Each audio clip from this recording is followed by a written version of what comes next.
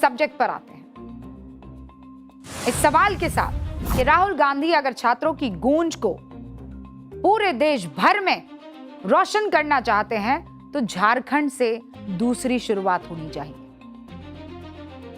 अब दूसरा सब्जेक्ट, ये विषय राजनीति शास्त्र और इतिहास की गलतियों से जुड़ा हुआ है। 20 अगस्त यानी कल दिल्ली के सफदरजंग अस्पताल में कांग्रेस के पूर्व सांसद सज्जन कुमार का निधन हो गया।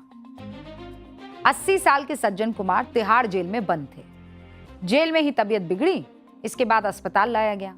सज्जन कुमार वही हैं जिन्हें 1984 में हुए सिख दंगों के 2 अलग अलग मामलों में उम्र कैद की सजा सुनाई गई थी, इसीलिए वो तिहाड़ जेल में बंद थे। जैसे ही सज्जन कुमार के निधन की खबर सामने आई, कांग्रेस के कई नेताओं ने उन्हें श्रद्धांजलि दी।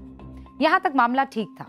श्रद्धांजलि ये देश की परंपरा है कि आप जब सामने वाला उसकी मृत्यु हो जाती है, उसकी मौत हो जाती है, तो आप उसे श्रद्धांजलि देते हैं।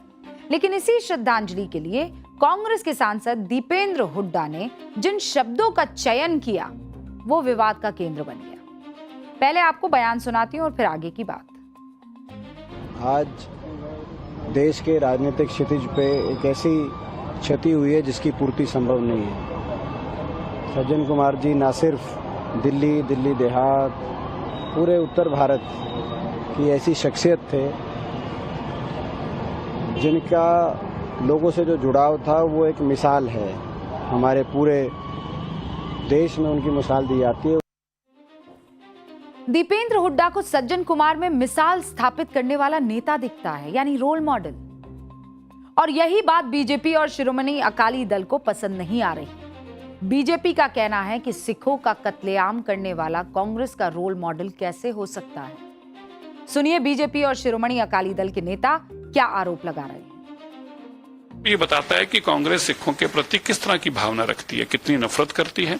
सिखों का कत्लेआम करने वाला उनका रोल मॉडल है। कांग्रेस पार्टी मगर आज भी बदली नहीं है। आज भी इनके लिए सज्जन कुमार जैसे लोग रोल मॉडल हैं। अब जिस जख्म को बीजेपी के आरोपों के मुताबिक कांग्रेस ने फिर से कुरीदा है, उसकी हकीकत बहुत दर्दनाक है। ऐसा दर्द जिसे दिल्ली के कई सिख परिवार 42 साल बाद भी नहीं भूल पाए हैं। और इसीलिए आज एक बार फिर से इतिहास का वो पन्ना हम पलट रहे हैं। हो सकता है आपके घर में जो जेनजी हैं उनको ये पता ही ना हो, और इसीलिए ये तस्वीरें उनको दिखानी, वो तथ्य और वो सत्य उन तक पहुंचाना जरूरी है। सोचिए कैसा मंजर देश की राजधानी की सड़कों पर रहा होगा। जिनके सर पर सिखों की शान पगड़ी थी, उनके गले में टायर डालकर जिंदा जला दिया जा रहा था। जिनके परिवार के सदस्य की ऐसी निर्ममता से हत्या की गई, वो कैसे भूल सकते हैं वो दिन। एक आंखों देखा किस्सा आपको सुनाती हूं। यूएनआई के पत्रकार रहे एमआर नारायण स्वामी 1 नवंबर 1984 का किस्सा लिखते हैं। कहते हैं कि दंगों की खबर सुनकर दोपहर को वो मुर्दा घर गए। वहां इंचार्ज डॉक्टर एलटी रमानी और उनके स्टाफ घबराए हुए थे। लाशों की लाइन दिखाते हुए उन्होंने मुझसे कहा, इतनी लाशें हैं कि सभी का पोस्टमार्टम संभव नहीं है। जब हम रमानी से बात कर ही रहे थे कि हमने देखा कि एक अधेड़ उम्र का आदमी शवों को ठेले से लेकर ऐसे पटक रहा है मानो वो खून से रंगे लाल बोरे हों। मैं शवों की गिनती करने लगा ही था कि एक पुलिस वाले ने मुझसे कहा, तुम इनकी गिनती तो कर लोगे, लेकिन क्या तुम अंदर के कमरे में जो लाशें पड़ी हैं उनकी भी गिनती करोगे? मैं एक बार डर गया। मैं एक बड़े कमरे की तरफ बढ़ा और जैसे ही दरवाजे के पास पहुंचा, एक भयानक बदबू से घिर गया। कमरे में सिख आदमी, औरतें, बच्चों के शव बिखरे पड़े थे। एमआर नारायण स्वामी लिखते हैं कि 350 से ज्यादा लोगों के शव वहां पर पड़े थे। और ये सब दंगे के पहले दिन की कहानी है, क्योंकि 31 अक्टूबर 1984 को देश की तत्कालीन प्रधानमंत्री इंदिरा गांधी की हत्या कर दी गई। गोली मारने वाले उनके ही बॉडीगार्ड थे और दोनों सिख थे। कई रिपोर्ट में यह भी लिखा है कि कांग्रेस के कुछ नेताओं ने इस घटना को सिख विरोधी दंगे में बदल दिया। हालात ये थे कि देश के राष्ट्रपति तक पर हमला हो गया। 31 अक्टूबर को शाम 5 बजे राष्ट्रपति ज्ञानी जेल सिंह यमन, उत्तरी यमन उस वक्त कहा करते हैं, आज का वो यमन है, उस वक्त उत्तरी यमन हुआ करता था, उत्तरी यमन की अपनी यात्रा को अधूरा छोड़कर भारत लौट आए। इंदिरा गांधी को तब एम्स ले जाया गया था, इसीलिए तत्कालीन राष्ट्रपति ज्ञानी जेल सिंह भी एम्स जाने निकले। उनका काफिला अस्पताल से महज 1 किलोमीटर की दूरी पर कमल सिनेमा के पास पहुंचा तो वहां खड़ी भीड़ ने काफिले पर पथराव कर दिया। इंदिरा गांधी पर हमले के बाद उपद्रवी भीड़ को कुछ नहीं सूझ रहा था। वो नारे लगा रही थी, खून का बदला खून से। सोचिए, भारत की राजधानी, देश का राष्ट्रपति और पथराव, कैसा मंजर रहा होगा। ज्ञानी जेल सिंह तो राष्ट्रपति थे, उन्हें बचा लिया गया, लेकिन दिल्ली में आम सिखों के साथ क्या हो रहा था? जानते हैं उनके साथ क्या हो रहा था? 1 नवंबर 1984 का दिन था। दिल्ली में थोड़ी सर्दी थी। शाम के 4, 4:30 बज रहे थे। जगह थी पश्चिमी दिल्ली का सरस्वती विहार। अचानक भीड़ आती है। वो एक सिख परिवार के घर के दोनों तरफ से हमला बोल देती है। घर में जसवंत सिंह अपनी पत्नी, अपने बेटे तरुणदीप, अपनी बेटी और अपनी भतीजियों के साथ मौजूद थे। भीड़ इनकी जान लेने पर आमदा थी। ईंटें, लाठियां, लोहे की छड़ें, भीड़ सबको बस पीटती चली जा रही थी। भीड़ का गुस्सा तब शांत होता है जब जसवंत सिंह और उनके बेटे तरुणदीप की मौत हो जाती है। आपको ये सारे शब्द बेहद भयावह लग रहे होंगे, लेकिन यही फैक्ट है जो कोर्ट में पेश किए गए हैं। जसवंत सिंह की बेटी ने अपनी गवाही में ये बातें बताई और इसी आधार पर दिल्ली की विशेष अदालत ने कांग्रेस सांसद सज्जन कुमार को उम्र कैद की सजा सुनाई थी। देश की राजधानी में इंदिरा गांधी की हत्या के बाद सिखों में इतना डर था कि बड़े बड़े ताकतवर ओहदेदार सिख समाज के लोग भी सड़क पर निकलने से डर रहे थे। सिख विरोधी दंगों की जांच के लिए मई 2000 में नानावटी आयोग बना। इस आयोग के सामने पंजाब और हरियाणा हाईकोर्ट के पूर्व मुख्य न्यायाधीश रणजीत सिंह नरूला ने अपनी आपबीती सुनाई। उन्होंने बताया कि जिस दिन इंदिरा गांधी की हत्या हुई, यानी 31 अक्टूबर 1984 को, वो रात 8:15 बजे नेपाल से दिल्ली लौटे थे। उनका घर दूर था और शहर में माहौल खराब था, तो सुरक्षाकर्मी उनको पास के नदन रेलवे कॉलोनी में अपनी बेटी के घर ले गए। इसके 3 दिन बाद 3 नवंबर को उन्होंने फ्रिक इंडिया लिमिटेड के प्रबंध निदेशक एस मनमोहन सिंह को फोन किया। मनमोहन सिंह ने उन्हें सलाह दी कि वो अगले दिन तक घर से बाहर बिल्कुल ना निकले, क्योंकि उन्हें अपने कांग्रेस के मित्रों से ये जानकारी मिली थी कि ये कार्यक्रम 3 दिनों के लिए है। ये बयान नानावटी आयोग की रिपोर्ट के पेज नंबर 127 पर दर्ज है।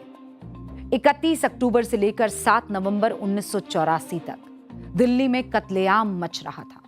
आरोप लगे कि कांग्रेस सरकार की नाक के नीचे सिखों को खोज खोज कर मारा गया।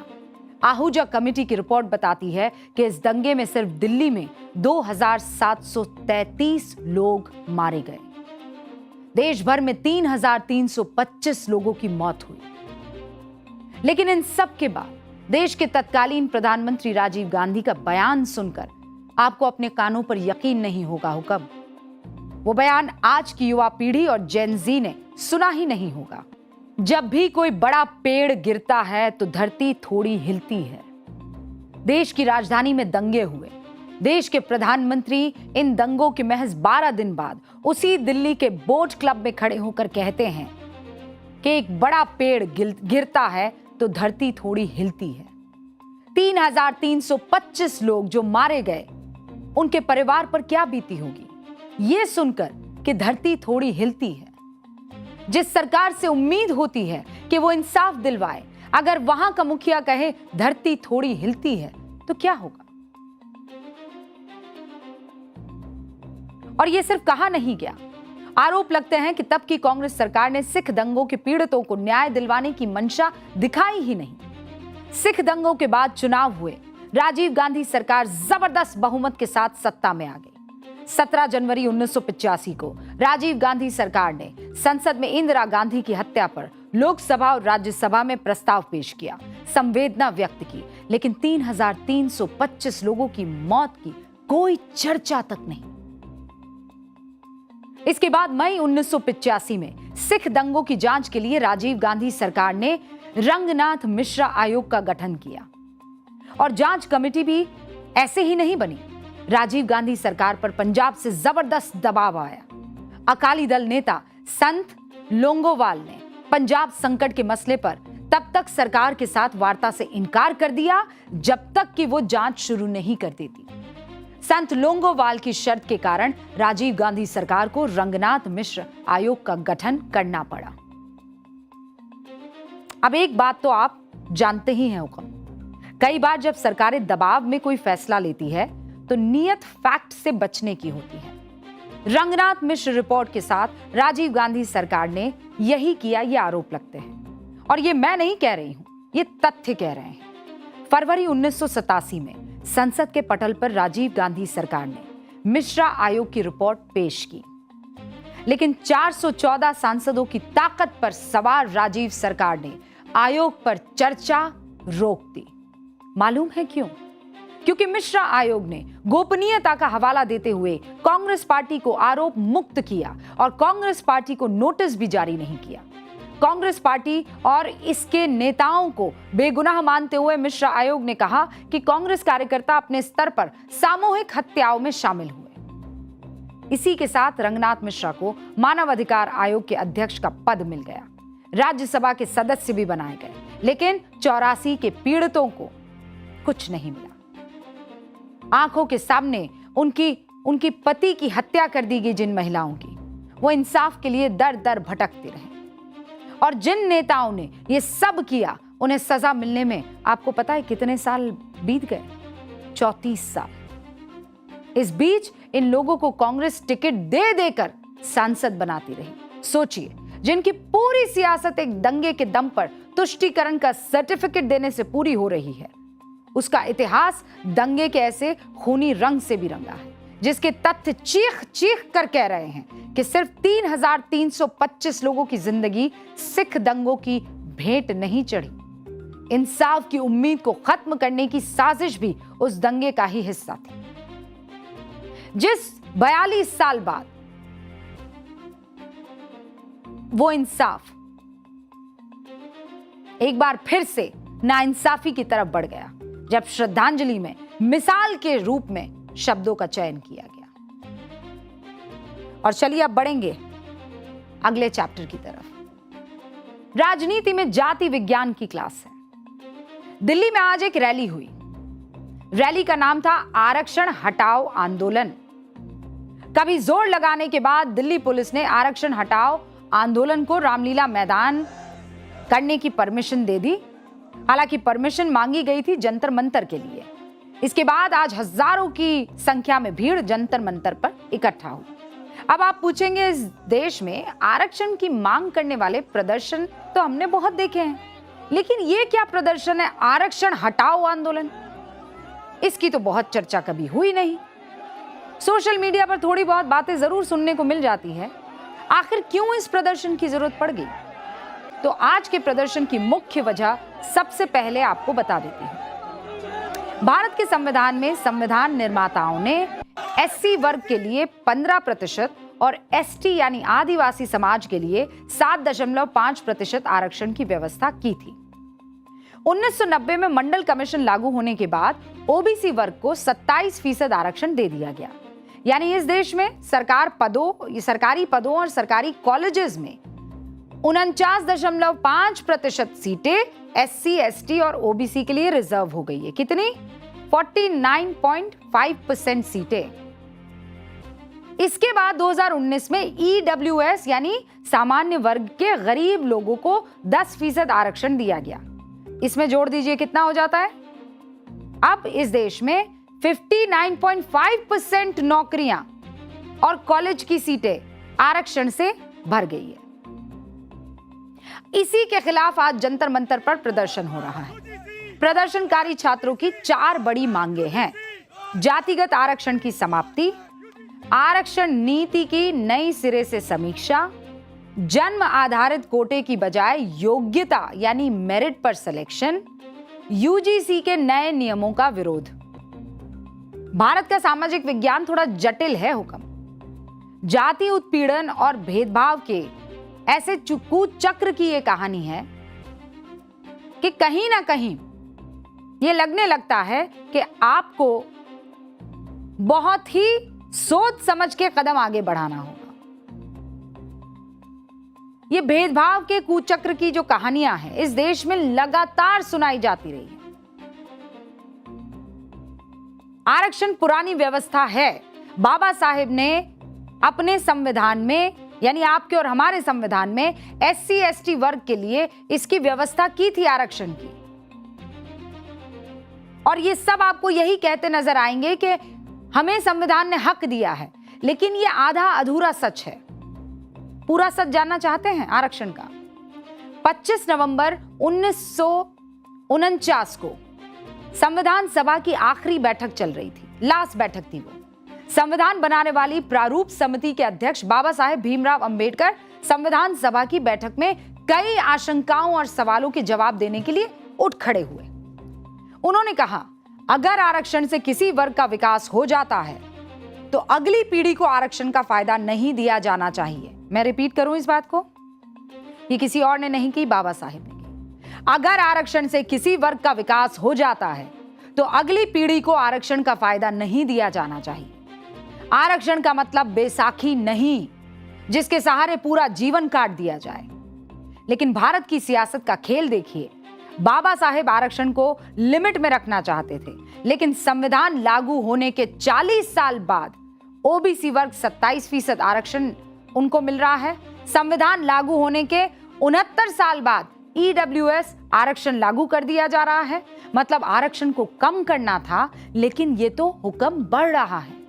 और अब थक हार के जो युवा बराबरी की रेस में भागना चाहते हैं वो आरक्षण हटाने के लिए प्रदर्शन की राह पकड़ रहे हैं। और अब पाठशाला में अगला चैप्टर, शुरुआत सीधे सवाल से। आप सुविधा से वंदे मातरम गाने के चक्कर में क्या कांग्रेस संविधान की भी धज्जियां उड़ाएगी? राष्ट्रगीत को नजरअंदाज करने का दाव आजमाएगी? वंदे मातरम के खिलाफ जन मन गण और जन गण मन को हथियार बनाएगी? क्या राष्ट्रगीत पर तुष्टीकरण को तरजीह दी जा रही है?